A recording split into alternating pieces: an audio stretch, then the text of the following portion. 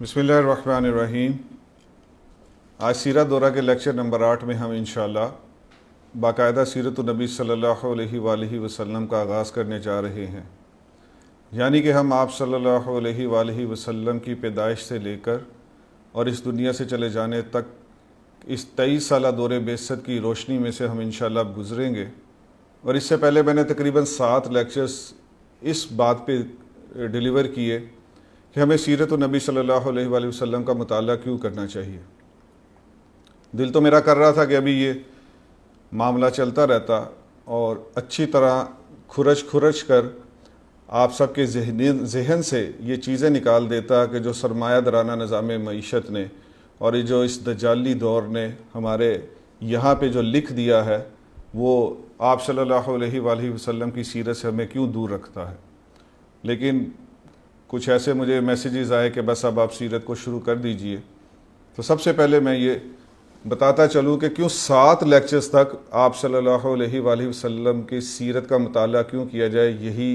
Lectures चलते रहे। तो गालिबन अगर मैं मिक्सअप नहीं कर रहा तो इमाम जौज़ी रहमुल्लाह का कॉल है या किसी और इमाम का कॉल होगा, मुझे अब याद तो नहीं है। बहरहाल मुझे कॉल याद है, एक दिन उनकी मजलिस में, उनके वाज़ बहुत मशहूर थे और लिखा है किताबों में कि हज़ारों लोग एक एक वाज़ में से तौबा ताइब होकर उठते थे। तो उनसे किसी ने एक दिन पूछा उनके वाज़ ख़त्म होने के बाद कि मैं आपकी मजलिस में आ रहा हूँ मुस्तकिल, लेकिन क्या बात है आपकी बातें सुनकर मुझ पे वो असर नहीं हो रहा, मैं वो बदलाव नहीं ला पा रहा, तो मुझे लगता है कि मेरा दिल सोया हुआ है। तो उन्होंने बड़ा कमाल जवाब दिया। उन्होंने कहा तुम्हारा दिल सोया नहीं, तुम्हारा दिल मो गया है, तुम्हारे दिल मो गए हैं, यानी कि मौत वाक़या हो चुकी है तुम्हारे दिलों पर। क्यों? आगे उन्होंने फरमाया इसकी वजह वो इसलिए कि अगर ये सोया होता तो जैसे ही भी मैं जो सीरत की या जो भी दीन की बात बताता हूँ उससे तुम अपने दिल को उठा पाते, लेकिन ये लगता है मर गया है इसलिए इस पर कोई असर ही नहीं हो रहा। तो ये पीछे एक लॉजिक थी बेसिकली कि मैं क्यों इसको लेके चलता रहा। और मेरे साथ एक ज़िंदगी का वाक़या भी बड़ा था कमाल। जैसे आपने लेक्चर नंबर 5 में सुना था कि मैंने अपना इंट्रोडक्शन करवाया और कैसे मैं एक म्यूज़िक इंडस्ट्री को ज्वाइन करते हुए एक डॉक्टर इसरार साहब का बयान सुना और कुरान पाक के तर्जमे से अपनी ज़िंदगी में लाया और उससे दोस्ती की और rested in front of you. तो बहरहाल वहाँ भी ऐसे जब मेरी ज़िंदगी में बदलाव आया तो मैंने फ़ौरन 4 माह लगाए रायविंड में और तकरीबन कोई 40 दिनों के बाद मेरी 2 तश्कीलें हुई। तीसरी तश्कील मेरी कोट उर्दू हो गई एज ए इंग्लिश ट्रांसलेटर के तौर पे। नाइजीरिया की जमात के 6 साहिबान थे, उनके साथ मैं उनका इंग्लिश ट्रांसलेटर था। जब वो बड़ा वहाँ वो वक्त पूरा हो गया तो कोट उर्दू के मरकज़ में हमें वापस बुलाया गया। हम तकरीबन उस वहाँ ज़ोहर के वक्त पहुँचे और जुमेरात का दिन था और नेक्स्ट डे हमने वापस रायविंड आना था अगली तश्कील के लिए। तो वहाँ के लोगों ने जब देखा कि ये बैरून की जमात में एक साहब ऐसे हैं जो नाइजीरिया से पाकिस्तान 4 माह लगाने के लिए तीसरी दफ़ा आए हैं, तो बड़े सीनियर मोस्ट वो बंदे थे, नाम मुझे आज भी उनका याद है, हाजी अब्दुल रज़ाक अब्दुल करीम उनका नाम था। तो उन्होंने जब देखा कि ये आए हैं तो उन्होंने उनसे ये कह दिया कि भाई कल शब जुम्मा, बल्कि आज शाम को शब जुम्मा का मरकज़ी बयान आप करेंगे। तो अब इसका मतलब ये था कि जब वो बयान पे खड़े होंगे वो करेंगे इंग्लिश में और मैं उसको उर्दू में ट्रांसलेट करके तो शब जुम्मा पे आए हुए लोगों को बताऊंगा। तो मैं बहुत घबराया और वो मुझसे ज़्यादा घबराए। मैं तो देख लिया अभी 40 दिन पहले एक म्यूज़िक इंडस्ट्री को छोड़ के इस तरफ आया, तो आप समझ सकते हैं कि मेरे घबराहट का लेवल क्या होगा। बहरहाल वो भी घबराए और हम ज़ोहर में वहाँ पहुँचे। उन्होंने ज़ोहर के बाद मशवरा किया और ये ऐलान कर दिया हमारे सामने। ज़ोहर से लेके असर में मैं और वो दोनों पहुँचे शूरा के पास कोट उर्दू की कि नहीं, हम ये नहीं कर सकते, आप फैसला वापस लें वरना हम आपको बताए बगैर लोग लाहौर भाग जाएंगे। उन्होंने कहा भागना तो भाग जाओ, लेकिन शब जुमा का बयान ये जो बैरून से आए हैं यही करेंगे। फिर हम मगरिब में गए, फिर इशा में जाके धमकी लगाई, फिर फजर में जाके धमकी लगाई। तो ये कुछ 4 नमाजें, हम 5 नमाजें हम उनको धमकियाँ लगाते रहे। फिर अगले दिन हम बुध में पहुँचे थे, जुमे रात को हमने अगले दिन जोहर में जाके उनसे ये कह दिया कि ठीक है, हम अब इससे कोई चारा नहीं है तो हम ये बयान कर देंगे, लेकिन आप हमें बताएं कि यहाँ बात क्या करनी चाहिए। तो वहाँ के शूरा के जो अमीर थे उन्होंने मुझे और उनको नाइजीरियन जो मेहमान थे बिठाया और कहा कि देखो, जब कोट उर्दू का ये मरकज़ बना और पहला शब जुमा आ रहा था, यही बात हमने हाजी अब्दुल वहाब साहब को लिखी। हाजी अब्दुल वहाब साहब ने कहा कि मेरे पास आओ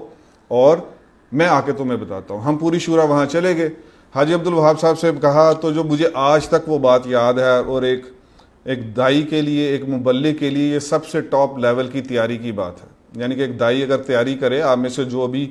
پریچر بننا چاہتا ہے، دائی بننا چاہتا ہے، مبلغ بننا چاہتا ہے، مبلغہ بننا چاہتی ہے، اس کو چاہیے کہ وہ اس بات کو اپنے پلے سے باندھ لے۔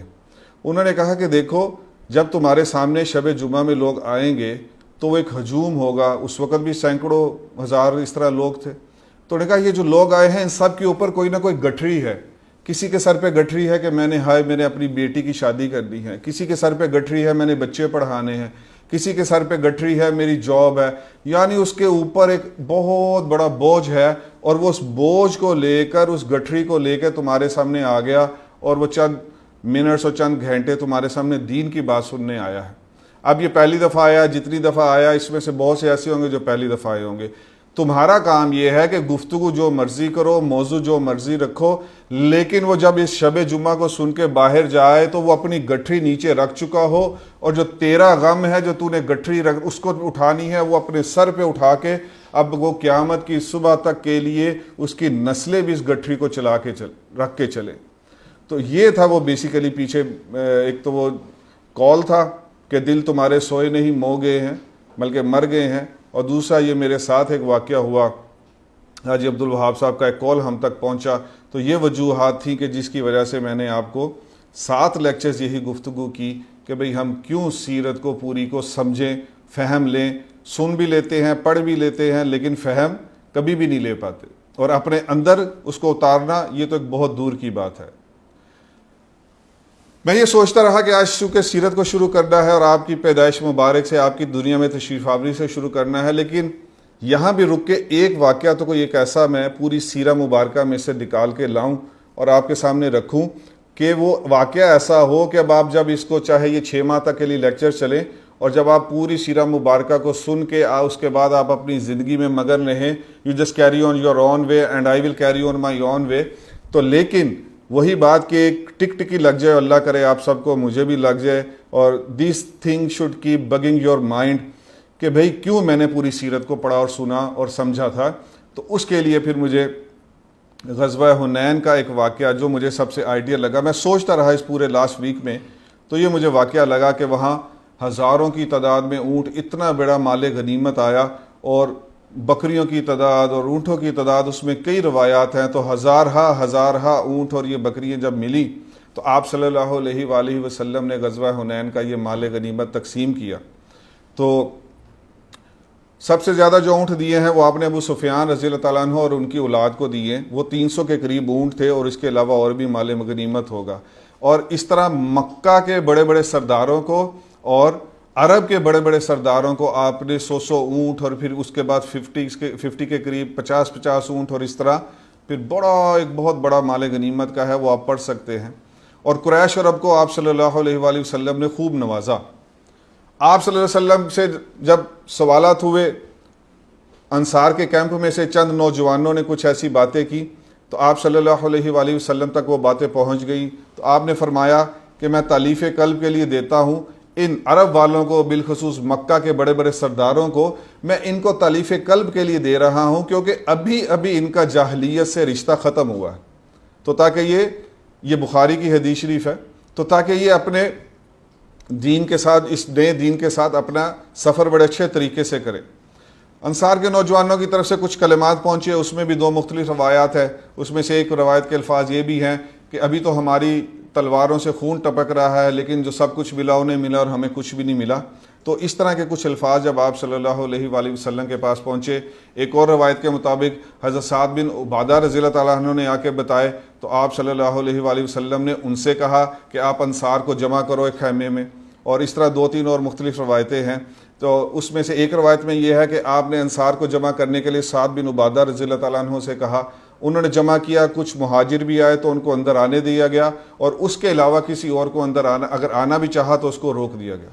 اور ایک دوسری روایت ہے اس کے مطابق صرف انصار کو جمع کیا گیا اور اس کے علاوہ اور کسی کو اندر آنے نہیں دیا گیا۔ جب یہ سب انصار بیٹھ گئے آپ صلی اللہ علیہ وآلہ وسلم کے سامنے، تو آپ صلی اللہ علیہ وآلہ وسلم نے کھڑے ہو کر کہا کہ یہ کیا بات ہے مجھے تم تک پہنچی ہے؟ تو یہاں بھی تقریباً 2-3 روایات ہیں۔ ایک میں یہ کہا، ان کے انصار کے بڑے جو تھے انہوں نے کھڑے ہو کے کہا کہ یہ ہم میں سے چند نوجوان نو مسلم جو ریسنٹلی ابھی اسلام قبول کیا ہے، ان نوجوانوں کی باتیں ہیں، ہمارے پرانے اور سابقون الاولون اور بزرگ جو صحابہ انصار میں سے تھے رضوان اللہ علیہم اجمعین، ان میں سے یہ باتیں نہیں تھیں۔ پھر آپ صلی اللہ علیہ وسلم نے ان سے کہا کہ کیا تم گمراہ نہیں تھے؟ اللہ نے میری وجہ سے تم کو ہدایت دی۔ کیا تم تہی دست نہیں تھے؟ اللہ رب العزت نے میری وجہ سے تم کو خوشحال کیا۔ تم لوگ آپس میں باہم دشمن نہیں تھے، اللہ نے تمہارے اندر ایک اخوت پیدا کر دی۔ اور اسی طرح آپ صلی اللہ علیہ وسلم نے ان سے یہ سوالات پوچھے تو صحابہ رضوان اللہ اجمعین جواب دیتے رہے جی کیوں نہیں۔ پھر آپ صلی اللہ علیہ وسلم نے کہا کہ تم بھی تو مجھ سے کچھ پوچھو، تو انہوں نے کہا یا رسول اللہ صلی اللہ علیہ وسلم ہم آپ سے کیا کہیں، سوال کہیں، کیا کہیں بات؟ تو آپ صلی اللہ علیہ وسلم نے فرمایا کہ تم مجھ سے یہ کہہ سکتے ہو کہ آپ کو بھی تو آپ کے شہر والوں نے آپ کے اوپر ظلم کیا، ہم نے اس وقت آپ کو قبول کیا، انہوں نے آپ کو نکال دیا، اس وقت ہم نے آپ کو اپنے ہاں جگہ دی، انہوں نے آپ کے اوپر جو ظلم و ستم کیا، ہم نے آپ کو جو ہے وہ آپ کے بازو بنے، ہم نے آپ کو بچایا۔ تو آپ صلی اللہ علیہ وسلم نے کہا کہ تم بھی تو یہ بات کہہ سکتے تھے، لیکن صحابہ رضوان اللہ علیہم اجمعین تو خاموش رہے۔ تو اس پہ جو حضور پاک صلی اللہ علیہ وسلم نے فرمایا یہ ساری کی ساری سیرت کو سمجھنے، پڑھنے، فہم لینے کی اس کی بنیاد اور جڑ یہ الفاظ ہیں۔ آپ صلی اللہ علیہ وسلم نے انصار رضوان اللہ اجمعین سے فرمایا کہ کیا تم اس بات پہ راضی نہیں کہ یہ لوگ بھیڑ بکری اور اونٹ لے جائیں اور تم مجھے لے جاؤ؟ تو یہ ہے میرا ویژن جو سیرت کو پوری دنیا میں جب تک میں آخری سانس لے کے قبر میں نہیں جاتا، یہی بات سب کے سامنے لانے کا ایک عزم ہے کہ اللہ کا واسطہ دیتا ہوں محمد عربی صلی اللہ علیہ وسلم کے کلمے والے گھر میں پیدا ہو گئے، اب آپ ڈاکٹر بنے، انجینئر بنے، آپ ہارورڈ میں جائیں، آپ سائنٹسٹ بنے، اسپیس سائنٹسٹ بنے، اس میں پورے 22 کروڑ عوام کو دیکھ رہا ہوں۔ یہی زندگی میری بھی رہی جب تک میں نے 11 سال خود کیریئر کو پرسو کیا، مجھے بھی یہی پڑھایا گیا، آپ کو بھی یہی پڑھایا جا رہا ہے، بس روٹی کپڑا اور مکان، 9 to 5 لائف اور 2 ڈنگر لے کے مر جانا۔ یہ مسلمان ہے، میں اور آپ کے صرف 2 ڈنگروں کے پیچھے پڑ گئے۔ ہمارے پچھلی جماعت میں ہمیں وہاں ایک فری سکول بنایا، یہ لاہور میں ایک آؤٹسکرٹس کے اوپر ایک سکول بنایا، وہ سارا علاقہ گوالوں کا تھا۔ تو وہاں جس نے ہمیں فری سکول بنانے کے لیے جگہ دی، وہ 2-3 کنال میں ان کا بھی بہت بڑا ڈیری فارم تھا، تو وہ ارد گرد سارے گوالے تھے، ان کے بچے ہم پڑھاتے تھے، فری سکول تھا، میں اس سکول میں ایز اے ہیڈ تھا۔ میں نے اس سے وہاں کے گوالوں سے یہ کہا یہ کام مجھے بہت اچھا لگا کہ میں ایسا کام ڈھونڈتا رہتا ہوں تاکہ لوگوں کو آگے بتا سکوں کہ بھئی نکلو نوکریوں سے اور کوئی چھوٹی موٹا یا کوئی ایسا بزنس کر لو کہ چلو میں آپ سے کچھ ماڈل سیکھ لیتا ہوں کہ کوئی 10 بھینسیں رکھ لے کوئی شخص، اور اس کے بعد وہ اس کو دودھ اس کا چلتا رہے، اس کا کوئی بزنس ایسا ہونا چاہیے کہ وہ چلتا رہے، اور میرا بیٹا جو یا میں خود وہ محمد عربی صلی اللہ علیہ وسلم کا دین پہنچانے کے لیے 9 to 5 کھپ کے مروں۔ یہ والا ویژن میں چاہتا تھا۔ تو میں نے اس سے یہ بات کی ایک دن ایک علاقے والے گوالے سے، میں نے کہا کہ آپ کا یہ بزنس بہت اچھا ہے، اس کے الفاظ مجھے ساری زندگی نہیں بھول سکتے، وہ اس بات کے اوپر سمجھے اس کو۔ انہوں نے کہا جی تیسر صاحب اگر آپ نے یہ کام کرنا ہے نا تو یہ کام دنیا میں وہ کر سکتا ہے جو ڈنگر دے نال ڈنگر بن جائے، یعنی کہ جو جانور کے ساتھ جانور بن جائے۔ ہماری پوری 22 کروڑ عوام کی زندگی یہ دیکھ لیں کہ کیا ہے کہ بس ڈنگر کے ساتھ ڈنگر، مال مویشی لے جائیں، ڈیفنس میں کوٹھی لے جائیں، 2-4 کاریں لے جائیں، بس یہ ہے۔ اور یہ جو 50 سال، اگر میں 40 سال 50 سال محمد عربی صلی اللہ علیہ وسلم کا تعارف کراتا، ایک یہ مل سکتا تھا اور ایک مجھے یہ ملا کہ میں نے ڈیفنس میں 2 گھر بنا لیے۔ تو بھائی کم از کم کا تو مجھے وہ بات یاد آ جاتی ہے کہ ڈاکٹر مشہور صاحب میرے بہت اچھے دوست ہیں، مجھے ایوب میڈیکل میں کو 4-5 سال بلاتے رہے، بہت کام انہوں نے مجھ سے لیا ختم نبوت کے محاذ پہ۔ میں نے ان کی جو ٹیم تھی اس میں 4-5 ڈاکٹر تھے، میں نے اتنا کمال کام کرتے اپنی پوری زندگی میں کسی کو نہیں دیکھتا، یہ بھی ڈاکٹر تھے۔ تو میں نے ایک دفعہ وہاں ایوب میڈیکل میں یہ بات کہی تو انہوں نے بعد میں مجھے کہا کہ تسی تو ساری نوکریاں چھڑواؤ گے، تو میں نے کہا چھوڑ دو۔ میں نے کہا انہوں نے کہا نہیں کچھ کم تر پہ آئے احمد بھائی، انہوں نے کہا کچھ کم تر پہ آئے، تو میں نے کہا اچھا یار کم تر یہ ہے کہ آدھا دن تو کرو۔ پھر میں نے ان سے پوچھا سرکاری نوکری کتنے پیسے مل جاتے ہیں تمہیں، ٹی ایم او کو، یا ایک ہاؤس جاب پہ تھے وہ اس وقت، ٹی ایم او تو اس کے بعد بنتا ہے، تو میں نے کہا ہاؤس جاب پہ کتنے پیسے، تو اچھے خاصے پیسے، اگر کوئی ہاؤس جاب والے سن رہے ہیں، کوئی سنیں گے، یوٹیوب پہ کوئی سن رہی ہیں، سنیں گے، اللہ کا واسطہ دیتا ہوں، بڑے پیسے جو ظہر کے 2-3 بجے تو ویسے سرکاری جاب سے واپس آ جائیں گے، اس کے بعد کھپے محمد عربی صلی اللہ علیہ وسلم کی زندگی مبارک کا تعارف کرانے کے لیے 2 ارب اور 6 ارب 8 ارب کا میرے اور آپ کے کندھے پہ بوجھ ہے۔ تو یہ بھیڑ بکریاں لے کے چلے جائیں گے آپ قبر میں؟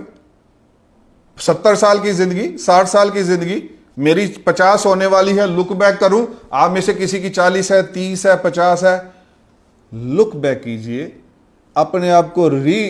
پلان کیجئے اپنی لائف کو، اور اس کے بعد یہ دیکھیے کہ میں کیا کما رہا ہوں۔ میں یہ 2 ڈنگر لے کے جا رہا ہوں کہ یا میں محمد عربی صلی اللہ علیہ وسلم کی ذات، ان کی سیرت، ان کی ختم نبوت، ان کے کلام، ان کے قرآن، ان کی حدیث، کسی ایک کو تو میں نے پکڑا ہے اور اس کے اوپر میں آدھا دن دیتا ہوں۔ تو میرا بھی آپ سے یہی درخواست ہے کہ میں آپ کے کہنے پر پیدائش مبارک سے اپنی پوری سیرت شروع کرنے لگا ہوں، لیکن سیرت کے اینڈ پہ آپ نے یہ دیکھنا ہے کہ میں اور آپ گھر نہیں، اصل گھر قبر میں کیا لے کے جانے والے ہیں، اور میرا کتنا وقت کس کام کے لیے لگ رہا ہے، اس کو دیکھ لیتے ہیں۔ آپ صلی اللہ علیہ وآلہ وسلم، مختلف روایات ہیں، ہمارے معاشرے میں 12 ربیع الاول مشہور ہے، لیکن جو محقق علماء ہے، ابھی آج بھی میں نے صبح دیکھا جامعہ بنوری ٹاؤن کی ویب سائٹ پہ، تو ان کو یہ سوال کیا گیا کہ بہت سے اس کے اوپر اقوال ہیں، تو لیکن بیسٹ قول کون سا ہے؟ تو انہوں نے 8 ربیع الاول کو راجح قرار دیا۔ لیکن جو سیرت کی کتب پڑھی ہے میں نے، جو میری فیوریٹ ہے، مجھے بہت پسند ہے، اس میں سے پیغمبر انسانیت شاہ جعفر پھلواری رحم اللہ کی سیرت کبریٰ، یہ مولانا ابوالقاسم رفیق دلاوری صاحب کی، جو مرزا قادیانی کے اوپر سب سے اتھینٹک اور بہترین کتاب، رئیس قادیان کے بھی رائٹر ہیں اور میرے بڑے فیورٹ ترین رائٹر ہیں، اور ان کی ایک اور کتاب ہے آئمہ تلبیس، جس میں انہوں نے آپ صلی اللہ علیہ وسلم کے بعد آنے والے 30 بڑے بڑے مدعی نبوت، دعویٰ نبوت کرنے والوں کا انسائکلوپیڈیا، یہ 3 کتابوں کے مصنف ہیں، اور تینوں کتابیں ایسی ہیں کہ ان جیسی کتاب کوئی نہیں۔ انہوں نے بھی سیرت کبریٰ میں 9 ربیع الاول لکھا ہے، شاہ جعفر پھلواری رحم اللہ نے پیغمبر انسانیت میں 9 ربیع الاول کو راجح قرار دیا ہے، اور رحیق المختوم نے بھی 9 ربیع الاول راجح قرار دیا ہے۔ تو بہرحال یہ 8، 9 اور 12 ربیع الاول کے بارے میں اقوال ہیں، لیکن مشہور زمانہ فی الپاکستان وہ 12 ربیع الاول ہی ہے۔ آپ صلی اللہ علیہ وآلہ وسلم 571 عیسوی بنتی ہے، اور آج سے تقریباً 1400 سال ہونے والے ہیں عیسوی بھی، تو یہ اتنے سال پہلے آپ صلی اللہ علیہ وآلہ وسلم اس دنیا میں تشریف لائے۔ اس پہ بہت رائٹرز نے بڑی کمال گفتگو لکھی ہے، وہ آپ کو پڑھنی بھی چاہیے۔ اس میں سے جو میں سلیکٹ کی ہے وہ مولانا مناظر احسن گیلانی کی رحم اللہ کی کتاب ہے نبی الخاتم۔ تو انہوں نے اس میں ایک بڑی کمال بات کی ہی ہے، انہوں نے کہا بہت آئے، انبیاء علیہ السلام بھی آئے، آتے رہے، ہر کوئی آ کے جانے کے لیے آیا، لیکن محمد عربی صلی اللہ علیہ وسلم آئے اور آ کر آنے کے لیے آئے، کبھی جائیں گے ہی نہیں۔ یعنی اب تو قیامت تک کے لیے صرف سیرت النبی صلی اللہ علیہ وآلہ وسلم کی روشنی ہے، پھر اس کے بعد حشر میں بھی آپ کی ہی روشنی ہے، اور اس کے بعد پھر ہمیشہ ہمیش کے لیے آپ صلی اللہ علیہ وسلم کی ہی روشنی ہے۔ تو کتنی خوبصورت لائن انہوں نے یہ دے دی ہمیں کہ ہر کوئی جانے کے لیے آیا اور آپ آئے اور آپ صرف آنے کے لیے آئے۔ تو اسی طرح آپ یہ بڑی عشق میں ڈوب کے لکھی گئی ہے ان کی کتاب، تو آپ کو یہ پڑھنی چاہیے۔ آپ صلی اللہ علیہ وآلہ وسلم جب اس دنیا میں تشریف لائے تو آپ کی جو والدہ ماجدہ تھی، بی بی آمنہ، انہوں نے آپ کے دادا کو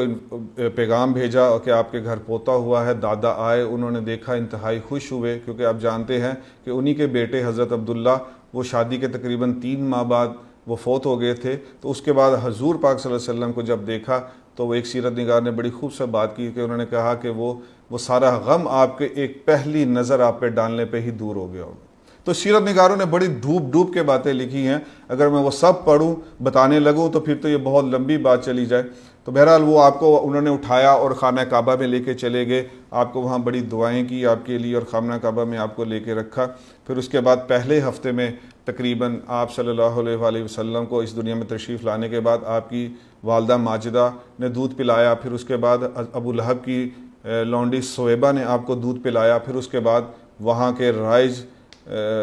کسٹم اور رواج کے مطابق آپ کو وہ بنو سعد میں آپ کو حلیمہ سعدیہ ان کے سپرد کیا گیا، اور وہ آپ کو لے کر چلی گئیں۔ اس کی تفصیل میں جانے سے پہلے میں 2 باتیں آپ سے عرض کر دوں۔ یہ دونوں آپ کے سامنے کھلی ہیں۔ یہ جب رحیق المختوم کو نمبر 1 پرائز ملا تھا، جب سعودیہ کے رابطۃ العلماء نے پورے اسلامی دنیا میں یہ کہلا بھیجا کہ سیرت پہ کتابیں لکھی جائیں اور ہم ٹاپ 3 کو جو ہے وہ انعام دیں گے، تو اس میں سے رحیق المختوم سب سے نمبر 1 قرار پائی تھی، جو صفی الرحمان مبارک پوری صاحب انڈیا کے تھے، ان کی یہ تحریر کردہ ہے، اہل حدیث مکتبہ فکر سے ان کا تعلق ہے۔ اور دوسرے نمبر پہ جو ہوئی وہ ڈاکٹر نصیر احمد ناصر صاحب کی، جو بہاولپور یونیورسٹی میں اس وقت پروفیسر تھے، تو ان کی لکھی ہوئی کتاب نبی اعظم و آخر، یہ ان کی کتاب لکھی ہوئی تھی، جو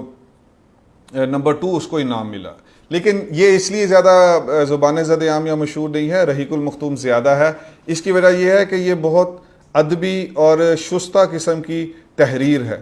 لیکن میں نے جتنی کتابیں پڑھی ہیں ان میں سے یہ ایک کتاب بھی ایسی ہے کہ جو ایک آپ کو بس ایک وجد طاری کر دیتی ہے، اور جو عشق میں ڈوب کر اور جو بہترین فلسفیانہ رنگ میں بھی جو لکھی جا سکتی تھی کتاب، اس سے بہتر کتاب آپ کو نہیں ملے گی، یہ بھی لازمی پڑھنی چاہیے۔ ہماری ایڈمنز اس کو بھی آپ کے ساتھ انشاءاللہ شیئر کر دیں گی۔ تو انہوں نے اس میں کتاب میں ایک بڑی خوبصورت بات کی ہے کہ آپ کے جتنے ایٹریبیوٹس ہیں، جتنے کمالات ہیں، جیسے ہم نے شاید لیکچر نمبر 2 میں بھی دیکھا تھا کہ بخاری کے شارح نے 1000 کے قریب ایٹریبیوٹس لکھے ہیں، تو انہوں نے کہا کہ ان دونوں میں سے جن 2 کو عالمگیریت کے طور پہ، کہ یعنی پوری دنیا کے اس وقت 8 ارب کے 8 ارب لوگ اس سے متاثر ہو جائیں، اس کی تاثیر اور اس کی روشنی سے اپنی زندگی کی راہ پائیں، تو انہوں نے کہا کہ وہ 2 بڑے اس کے ستون اور پلرز ہیں، ایک رحمت للعالمینی ہے اور دوسرا آپ کے خلق و نظیم اخلاق ہے۔ تو میں اس لیے سیرت کے شروع میں یہ 2 لے کے آیا ہوں کہ ہم بن حیث القوم اور ہم بن حیث الامت ان دونوں چیزوں سے محروم ہو چکے ہیں۔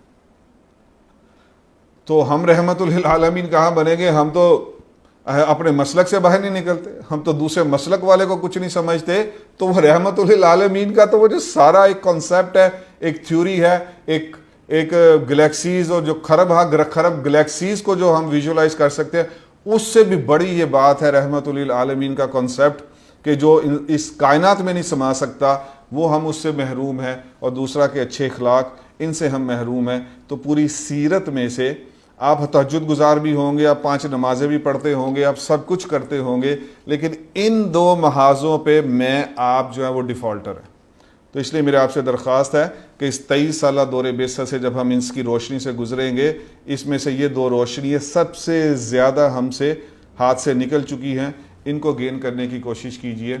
ابتدائی عام کے بارے میں نے آپ کو بتا دیا، پھر حلیمہ سعدیہ آئیں اور وہ آپ کو لے کر چلی گئیں۔ اس میں زیادہ تر سیرت نگاروں نے یہ لکھا کہ وہ تقریباً زیادہ تر نے یہی لکھا کہ آپ صلی اللہ علیہ وسلم کو کوئی اس لیے نہیں لے رہا تھا کیونکہ اس کو پتہ چل رہا تھا کہ یہ یتیم ہے، در یتیم ہے، اور یہ ان سے شاید کچھ ملے نہ۔ ہاں، ایک سیرت نگار سے میں نے پڑھا، مجھے یہ یاد تو نہیں ہے، لیکن مجھے اس کی بات دل کو لگی۔ اس نے کہا کہ یہ ہو ہی نہیں سکتا، دادا بھی قریش کے اور مکہ کے سردار، اور وہ مسند لگتی تھی ان کی خانہ کعبہ کے ساتھ، تو وہ یہ ممکن نہیں ہے، یہ خطابت کی اور دوسری چیزوں میں تو یہ بہت مزہ کرتی ہے، لیکن انہوں نے کہا کہ ایسا واقعہ نہیں ہوگا۔ تو بہرحال میں آپ کو صرف یہ بتانا چاہتا ہوں کہ سیرت نگار اپنے عشق میں ڈوب کر اور ایسے موتی نکال کے لائے ہیں۔ 1450 سال ہو گئے ہیں، 14,500 سال ہو جائیں گے، یہ سیرت کے موتی کوئی بھی کبھی نکال کے مکمل نہیں لا سکتا۔ تو ان موتیوں کو پڑھنے کی کوشش کیا کریں، اس سے آپ صلی اللہ علیہ وسلم کے ساتھ جو تعلق مضبوط ہوگا، وہ آپ مجھ سے دوبارہ اس کے بارے میں اپنے خیالات کا اظہار کر سکتے ہیں کہ کتنا تعلق ہوا مضبوط۔ صحرائی زندگی آپ کو آتے ساتھ ہی دی گئی، اس کے اوپر بھی یہی ڈاکٹر نصیر احمد ناصر صاحب نے 2 بڑی کمال باتیں اٹھائی ہیں۔ کیوں میں نے کہا کہ یہ بڑی فیورٹ ترین کتاب بن جائے گی آپ کی بھی، وہ سنیے۔ انہوں نے کہا صحرائی اور بدوی زندگی کے فوائد کیا تھے، کہ انسان جفاکش بنتا ہے، خود اعتمادی آتی ہے اس کے اندر، سادگی اور سادہ دلی، یہ بہت ضروری چیز ہے۔ جس نے بھی دائی بننا ہے، جس نے بھی پوری سیرت کو آگے لے کے چلنا ہے، اس کے لیے سادگی اور سادہ دلی یہ سب سے بڑے اسباق میں سے سبق ہونا چاہیے۔ جسمانی توانائی آتی ہے سحری زندگی، جرت اور شجاعت۔ آپ دیکھ لیں، اب ہم چلیں گے، ابھی تو ہم مکی دور سے گزریں گے انشاءاللہ، پھر جب ہم مدنی دور سے گزریں گے، 10 سال ہیں، 27 غزوات ہیں، میں نے اس کو ایوریج کی تو ہر 4.4 ماہ کے بعد آپ صلی اللہ علیہ وسلم کسی غزوہ کے لیے نکلیں۔ تو یہ تو جرأت اور شجاعت اور جسمانی توانائی یہ لازمی چیز ہے. اور بے باکی و جاں فروشی یہ بھی آپ صحرائی زندگی سے ہے. پیش اقدامی یعنی آگے پیش اقدامی یعنی فورسائٹ کرتے ہوئے چیزوں کا سد باب کرنا, یہ بھی آپ کو ملے گا صحرائی یا پہاڑی زندگی سے. مجھے الحمدللہ اللہ نے بہت توفیق دی ہے. اسی ختم نبوت اور سیرت کے آواز لگاتے ہوئے میں نے یہ صحرا میں بھی تھرپارکر میں تقریباً 2015 سے جا رہا ہوں, تو میں یہاں 10-10 دن بھی ایک ٹرپ میں 10-10 دن رہا. تو میں نے بھی یہ جب ان چیزوں کو دیکھا پھر اس کو ریلیٹ کیا, تو اس کے بعد یقین جانیے میری یہ خواہش پیدا ہوئی کہ کاش میرے پاس اتنے اسباب ہوتے کہ میں اپنے بچوں کو, جو میرے 2 بیٹے ہیں, ان کو میں وہاں بھیج دیتا, 2-3 سال یہ وہاں رہتے. آپ میں سے جتنے بھی لوگ سن رہے ہیں, چاہے کسی فورم پہ سنیں,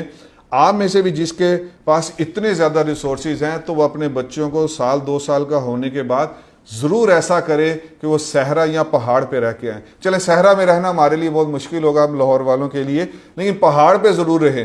میں نے پہاڑ والوں کو جتنا مہمان نواز دیکھا ہے, آپ اور میں سوچ بھی نہیں سکتے. میرے ایک دوست ہیں KTV کے, رانا حسن صاحب, وہ جانتے ہیں کہ ہم تقریباً 2009 یا 10 میں میرے ساتھ ایک 4 ماہ لگا رہے تھے ایک صاحب, اور انہوں نے ہمیں کہا کہ آپ عید پہ ہمارے گھر آئیں. میں جب گیا تو اس کے گھر کا دیکھے غربت اتنی تھی, ان کے گھر میں کوئی واش روم نہیں ہے, ایسا غریب گھرانہ تھا. اور جس چھت میں, جس حجرے میں, ڈرائنگ روم میں انہوں نے ایک چھوٹا سا تھا, گھر پورا مٹی سے لیپا ہوا, اور جو چھت تھی وہ اس کے اوپر سرکنڈے رکھے ہوئے, پرالی رکھی ہوئی, کوئی چھت نہیں, کوئی کچھ نہیں. اتنا غریب گھر میں نے اپنی زندگی میں نہیں دیکھا. یہ 2010 کی بات ہے. انہوں نے کہا آپ اپنے دوست کو بھی لے کے آئیں اور ہمارے گھر آپ عید پہ آئیں, عید والے دن آ جائیں, ہم ٹرو والے دن پہنچے دوسرے دن, اور آپ میرے پاس میرے مہمان بنے. اس نے ایک چھوٹا سا دمبا عید پہ قربان کیا تھا, اور آج بھی میری آنکھوں کے سامنے ہے. پورا آدھا اس کا بکرا جو تھا اس کے, یعنی وہ چانپے اور سینہ تک پورا آدھا بکرا اس نے روسٹ کر کے مان دونوں کے سامنے رکھا. یعنی گھر میں ہے کچھ نہیں. میں نے اپنے دوست سے بھی کہا, رانا حسن صاحب بھی اس کے جو ہے وہ گواہ ہیں, وہ واپس آئے تو وہ اشش کرتے اٹھتے. انہوں نے بڑی خوبصورت بات کی. انہوں نے کہا یہ جب لاہور آئے گا میں یہ کہوں گا میرے پاس وقت نہیں ہے, بیزی ہوں, یہ وہ اس کو چائے پلا دوں گا, تھوڑی نمکو کھلا دوں گا, ایک بسکٹ کا پیکٹ کھول دوں گا. تیسرا صاحب ہم اس لیول کے مہمان نواز ہو ہی نہیں سکتے. تو دیز آر دا ریزنس کہ میں آپ میں سے جو اس کو ممکن کر سکتا ہے. چلیں بڑے ہو گئے بچے ابھی بھی لے جائیں. جیسے میری اپنی جو ٹیم ہے, وہ مجھے یقین ہے فیصل صاحب بھی اس وقت سن رہے ہوں گے, میرے اساتذہ میں سے ہے, تو میں نے ان کو یہی کہا کہ ہم اپنے بچوں کو اس دفعہ گرمی میں لے کے جاتے ہیں کہیں, کہ ہم خود ان کو اس وہاں سیرت بھی پڑھائیں اور ان کو یہ ساری چیزیں کو ریلیٹ کر کے دکھائیں سیرت کے ساتھ. پھر جو سیرت اترے گی, پھر جو اس کے اندر آئے گی, وہ ایک اور ہی نور ہوگا. تو یہ قلب و نظر کی وسعت, جب آپ حد نگاہ تر آسمان اور یہ ایسے بلند و بالا پہاڑ اور یہ چیزیں دیکھتے ہیں, تو وسیع آپ کا قلب و نظر بھی ہوتا ہے. اور شہ سواری بڑے اس میں نکالے جا سکتے ہیں, آزادی و خود مختاری. آپ ابھی بھی پہاڑی علاقے پاکستان میں چلے رہے ہیں. میں تو الحمدللہ تقریباً سوائے ہنزا کے باقی کوئی ایسا دیر از نتھنگ لائک دیٹ کہ جو میں نہیں گیا. ایوری نوک اینڈ کارنر جو بھی ہے وہاں میں اس میں ضرور جا چکا ہوں. تو یہ میں نے ساری چیزیں واللہ وہاں دیکھی ہیں. تو یہ ساری چیزیں اس میں تھی. پھر آپ صلی اللہ علیہ وسلم کو انسانوں کے لیے, ساری انسانیت کے لیے ہدایت بننا تھا. تو یہ کمال نقطہ ہے جو لے کے آئے ہیں. یہ نقطہ میں نے ڈاکٹر نصیر احمد ناصر صاحب کے علاوہ کہیں اور نہیں پڑھا, کہ آپ کو پیدا ہوتے ہی عوام میں رکھا گیا. آپ صلی اللہ علیہ وآلہ وسلم عمر بھر عوام میں رہے. احمد صاحب آپ کسی پیر کے پاس جا کے مجھے مل کے دکھا دیں. اور پیر کو تو صرف وہ پیر کو ایسے رکھا ہوتا اندر کہ جیسے پتہ نہیں کو کوہ نور کا ہیرا ہے, جبکہ اس کو سب سے زیادہ عوامی ہونا چاہیے تھا. عوام رول گئی, عوام کے عقائد جو ہے وہ تباہ و برباد ہو گئے, کیونکہ جن کو عوام میں ہونا چاہیے تھا سیرت کو دیکھ کر وہ بیچارے تو ایک شجر ممنوعہ بن جاتے. آپ نے عوام کی طرح کھایا, عوام کی طرح پہنا, عوام کی طرح پیا, اور آپ نے عوام کی طرح کام کیا, عوام کی طرح زندگی بسر کی. جب تک ہماری مذہبی لیڈرشپ اس سیرت کو نہیں اپنائے گی, یہ پوری عوام کا جو ایمان ہے اس کی زندگی ہے وہ اسی سیرت کی روشنی سے دور اور پرے اور پرے اور پرے ہی ہوتی جائے گی۔ یہ انسان کی عظمت و کمال کا راز ہے کہ وہ حضور پاک صلی اللہ علیہ وسلم نے کر کے دکھائے، عوام میں رہے ساری زندگی۔ رضاعت آپ صلی اللہ علیہ وسلم کی 4 سال ہے، 2 سال کے لیے آپ کو لے کے گئیں، لیکن بی بی حلیمہ سعدیہ رضی اللہ تعالیٰ عنہ، لیکن جب واپس آئیں تو وہ برکات دیکھ چکی تھی۔ وہ آپ واقعات پر جانتے ہیں، سنتے ہیں کہ جب آئی ہیں تو وہ اونٹنی بھی کتنی بیچاری ماڑی سی تھی اور سب کچھ بھی تھا، نہ دودھ تھا نہ کچھ تھا، واپس گئی ہیں تو ایسی برکات ایسی برکات۔ تو پھر جب واپس آئیں تو ان دنوں میں یہاں بھی 2-3 روایت ہے کہ مکہ میں وبا تھی، انہوں نے کہا، اور یا ان کا دل نہیں چاہتا تھا تو انہوں نے پھر بی بی آمنہ سے کہا کہ یہ مجھے واپس لے کے جانے دے، تو وہ پھر 2 سال کے لیے لے گئی۔ تو 4 سال کے لیے آپ کی رضاعت ہے صلی اللہ علیہ وآلہ وسلم۔ اس کے بعد جب وہ واپس آئی ہیں تو اس کے بعد 2 سال تک آپ اپنی والدہ کے ساتھ رہے، اور 6 سال کی عمر میں آپ کی والدہ بھی آپ کو چھوڑ کے چلی گئی۔ وہ بھی بڑا مشہور واقعہ ہے کہ آپ ننھیال لے کر گئیں، اور وہاں جا کر آپ حضور پاک صلی اللہ علیہ وسلم اور آپ کی جو والد صاحب کی طرف سے جو آپ کو باندی ملی تھی ام ایمن، یہ تینوں وہاں گئے ہیں۔ ایک سیرت نگار نے تو آپ کے دادا کا بھی نام لکھا ہے، لیکن مشہور ترین قول جو ہے وہ یہی ہے کہ آپ ان تینوں کے ساتھ، یہ تینوں وہاں گئے ہیں، اور جب واپس آ رہے تھے تو ابا کے مقام پر ان کو جو ہے وہ وفات ہو گئی، اور ام ایمن نے ان کو وہیں پہ دفنایا اور لا کر آپ کو آپ کے دادا کے سپرد کیا۔ دادا کی سرپرستی رہی، دادا کے فضائل بھی بہت زیادہ ہیں، اور تقریباً 6 سال میں والدہ چھوڑ گئیں، اور 2 سال پھر دادا کی سرپرستی رہی، اور 2 سال کے بعد پھر آپ کے دادا بھی آپ کو چھوڑ کے چلے گئے۔ چاہے زمزم بھی اللہ پاک نے ان کے ہاتھ پہ دوبارہ جو گم ہو چکا تھا لوگوں سے، وہ دوبارہ خواب کے ذریعے ان کے ہاتھ کے اوپر دوبارہ اس کو دنیا کے لیے ظاہر کیا۔ تو یہ بھی شو کرتا ہے کہ اب آپ صلی اللہ علیہ وسلم کے دادا کے ہاتھ پر جب وہ ابراہیم علیہ السلام اور ان کے آگے اسماعیل علیہ السلام کا جو ملت ابراہیمی کہا جاتا ہے، وہ جو چاہے زمزم کو وہ بنو جرہم جاتے ہوئے چھپا گئے تھے، وہ واپس دوبارہ نکال کر اللہ نے دکھا دیا کہ اب محمد عربی صلی اللہ علیہ وسلم اس ملت ابراہیمی میں ہی سب سے اعلیٰ اور افضل آئے ہیں، اور یہی اب آخری گھڑی تک کے لیے آپ صلی اللہ علیہ وسلم ہی کے نور سے ساری چیزیں چلیں گی۔ تو یہ دادا کی سرپرستی ہے، اس کے اوپر اور بہت سی چیزیں ہیں،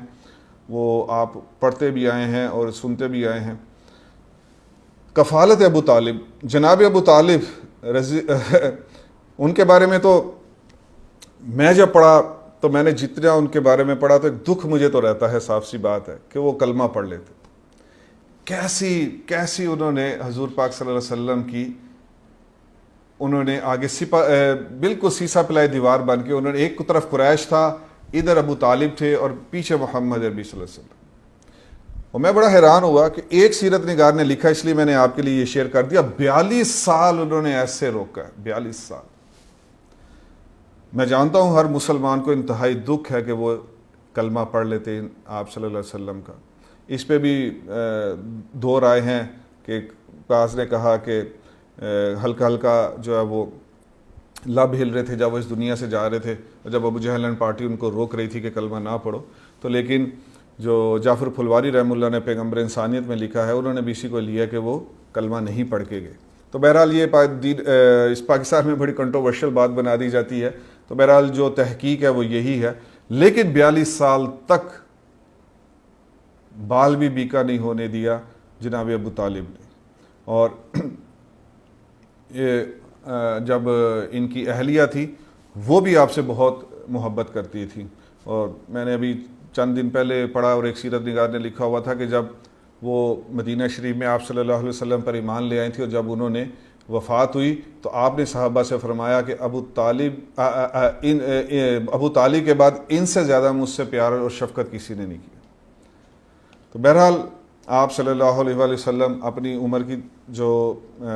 طے کرتے جا رہے ہیں، اور آپ صلی اللہ علیہ وآلہ وسلم صرف 14 سال کے ہیں۔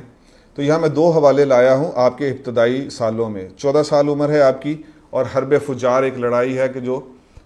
عرب میں چلتی آ رہی ہے، اور یہ چوتھی حرب فجار تھی۔ فجار کہتے ہیں کہ جو ان کے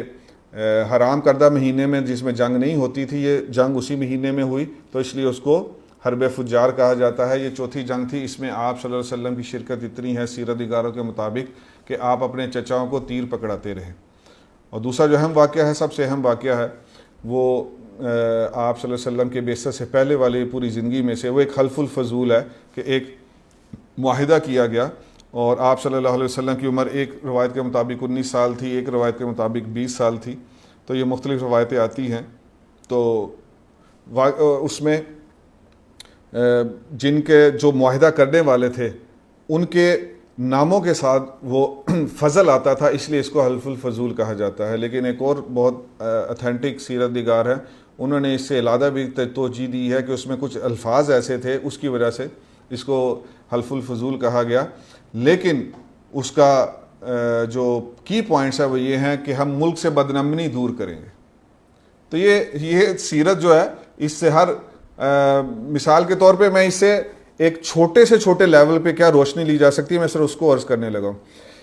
کہ ملک سے جب ہم بدامنی دور کریں گے تو اس کا مراد یہ ہے کہ میرے ذہن میں یہ آیا کہ جیسے میں آپ سے کہتا ہوں کہ آپ جو محلے میں بنات کا یعنی خواتین کا مدرسہ چلانے والی ہیں، اگر اس کی کوئی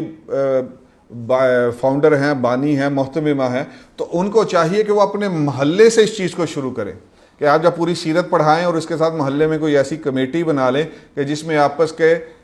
ناچاکی کے واقعات اور اس طرح کی چیزیں، تو آپ اپنی گلی سے بدامنی دور کرنے کی کوشش شروع کریں۔ کم از کم یہ چھوٹا سب سے یونٹ ہے جس سے ہم سیرت کی روشنی میں اور اس معاہدے کی روشنی سے ہم اپنا پارٹ پلے کر سکتے ہیں، اپنا رول پلے کر سکتے ہیں۔ یہ مذہبی لیڈرشپ چاہے گلی کے، چاہے بلاک کے، چاہے اسٹریٹ کے لیول پہ ہے، اس کو یہ اپنا پارٹ پلے کرنا چاہیے، یہ میرا ایک خیال ہے۔ اور غریبوں کی دستگیری کرنی چاہیے۔ ایک محلے میں جو مدرسے ہیں ان کو خود، ان کی تو لوگ مانتے ہیں اور ان کو لوگ دیتے بھی ہیں، تو اس سے وہ اپنے محلے کی ایک لسٹ بنا لیں۔ ایک بیوہ ہے لیکن اسے ایک بیوہ کی دستگیری شروع کریں اور مظلوموں کی حمایت کریں، مسافروں کی حفاظت کریں۔ تو آپ صلی اللہ علیہ وسلم مدنی دور میں بھی اور بعد کے دور میں بھی فرمایا کرتے تھے کہ مجھے اگر آج بھی کہا جائے کہ اس جیسے کسی معاہدے میں آپ حصہ بنو تو میں آج بھی اس کو بننے کے لیے تیار ہوں۔ تو یہ آپ یہاں سے میں نقطہ کیا ملتا ہے کہ جو دائی ہے، جو پریچر ہے، جو مبلغ ہے، مبلغہ ہے، اس کو اپنا سیرت کی روشنی میں پارٹ پلے کرنا چاہیے، اپنا رول ادا کرنا چاہیے۔ ہم سیرت کو یہی بس سمجھ رہے ہیں کہ ایک مدرسہ چلا لیا، وہ بھی چیزیں ٹھیک ہے، وہ بھی ناگزیر ہیں، لیکن تھوڑا اوپر بڑھیے، اپنا جو تھوڑا اپلفٹ کیجئے اپنے اس تھنکنگ پروسیس کو اور اپنے اس تھنکنگ کو، اور آپ یہ والی چیزیں سیرت کی روشنی میں شروع کریں اپنے چھوٹے چھوٹے لیول سے۔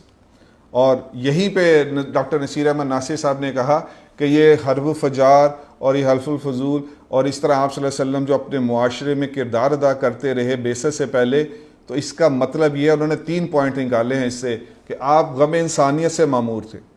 آپ ظلم اور احتسال اور مظلوم کی داد رسی کی تڑپ رکھتے تھے، آپ معاشی مساوات پر یقین رکھتے تھے، کیونکہ یہ جو معاہدہ ہوا تھا اس کی وجہ یہی تھی کہ ایک شخص اپنا مال بیچنے کے لیے آیا اور قریش کے کسی بہت بڑے اس نے سردار نے اس سے مال خریدا اور اس کے بعد نہ اس کو پیسے دی اور ہڑپ کرنا چاہ رہا تھا، اور اس نے آ کے آواز لگائی۔ پھر اس کے بعد یہ کمیٹی بیٹھی اور انہوں نے کہا کہ ہم باہر سے آنے والے کسی بھی شخص کی داد رسی کریں گے، تو آپ صلی اللہ علیہ وسلم اس کا پارٹ بنے۔ اللہ پاک قیامت کی صبح تک کے لیے ہر انسانیت کو دکھانا چاہتے تھے کہ محمد عربی صلی اللہ علیہ وسلم اب آگے، اب کسی مظلوم کے ساتھ کوئی بھی ظالم، چاہے وہ اسلام میں ہو یا کافروں میں ہو، تو وہ کسی طرح بھی کسی بھی مظلوم کے اوپر اپنا ظلم روا نہیں رکھ سکتا۔ تو اسی طرح میری آپ کی سوچ بھی اپنی اسٹریٹ لیول سے ایسی ہی ہونی چاہیے، بالخصوص جو مدارس کو چلاتے ہیں وہ، اور جو امام مسجد ہیں، میں نے ان کو پورے پاکستان میں دیکھا، ان کی ایک سے ہے، ان کا ایک عزت ہے، ایک مقام ہے، نبی کا وارث ہونے کی وجہ سے ابھی بھی دنیا ان کے آگے جھکتی ہے، تو ان کو اس چیز میں اپنا پارٹ پلے کرنا چاہیے۔ یہ میرا بیسیکلی مقصد تھا ان پوائنٹس کو یہاں لانے کا۔ آپ نے گلہ بانی بھی کی ہے، اور یہ بڑی مشہور حدیث شریف ہے کہ چند قرات کے اوپر میں بکریاں چرایا کرتا تھا۔ اس پہ بھی 2 اسکول آف تھاٹ بن گئے۔ ایک سیرت نگاروں نے کہا کہ قرات وہ جگہ کا نام ہے، لیکن زیادہ تر جو ریسرچ کرنے والے ہیں وہ انہوں نے یہ کہا ہے کہ نہیں، قرات سے مراد یہ ایک مانیٹری ویلیو ہے، کہ یعنی کہ چند چھوٹے دھرم سے بھی نیچے کوئی پیسے ہوں گے، اس کے اوپر آپ صلی اللہ علیہ وسلم وہ گلہ بانی کیا کرتے تھے۔ تو یہاں ایک بڑا اہم نقطہ یہ ہے کہ گلہ بانی آپ جب کرتے تھے تو ڈاکٹر نصیر احمد ناصر صاحب نے کہا چونکہ آپ نے پوری انسانیت کو چلانا تھا کہ جیسے ایک چرواہا جو ہے وہ ایک اپنے پورے مال مویشی کو چلاتا ہے، تو قیامت تک آنے والے پوری انسانیت کو آپ نے چونکہ چلانا تھا، اس لیے اللہ رب العزت نے یہ دکھایا کہ آج کے بعد آپ ساری انسانیت جو ہے وہ آپ کے آپ کی اس سیرت کے تلے رہ کے جب بھی چلے گی تو نہ اس کو کوئی بھیڑیا اچکے گا، نہ اس کو کوئی اور لے کے نقصان پہنچ سکتا ہے۔ آج میں اور آپ اور ہماری نسلیں جو بھی اس سیرت سے باہر نکلیں گی، کسی کو الحاد نے لے لیا، کسی کو سیکولرزم نے لے لیا، کسی کو لبرلزم نے لے لیا، وجہ اس کی یہ ہے کہ اس کو سیرت پہنچائی نہیں گئی۔ میرا ٹائم اوور ہو گیا، انشاءاللہ اب ہم اسی کے اوپر اپنی گفتگو کا جو ہے وہ سلسلہ جاری رکھیں گے۔ اللہ پاک جو کہا سنا اس پر عمل کرنے کی توفیق عطا فرمائے۔ سبحان اللہ و بحمدہ، سبحانک اللہم و بحمدک، اشہد ان لا الہ الا انت، استغفرک و اتوب الیک، آمین۔